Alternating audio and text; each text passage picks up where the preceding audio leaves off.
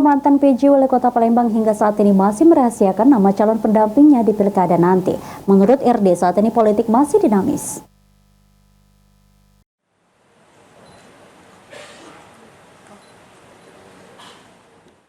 Ditemui saat usai kegiatan pelantikan PJ Wali Kota Palembang sehari lalu, Ratu Dewa yang kini kembali duduk di kursi Sekda Palembang masih merahasiakan nama calon pendampingnya di pilkada Palembang mendatang.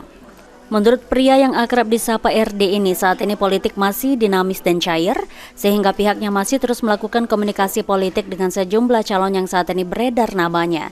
Itu ya semuanya memungkinkan semua, ya namanya politik kan, politik bersifat dinamis. Sejauh ini Pak, komunikasi untuk pasangan sendiri Pak, sudah ada belum?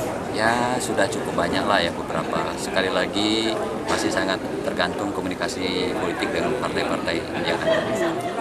Ratu Dewa sendiri tidak mempermasalahkan soal survei pasangan yang dipasangkan dengan dirinya. Namun yang jelas menurut RD, pasangannya harus punya visi misi untuk membangun Palembang lebih baik ke depannya. Firman Hidayat, PAL TV.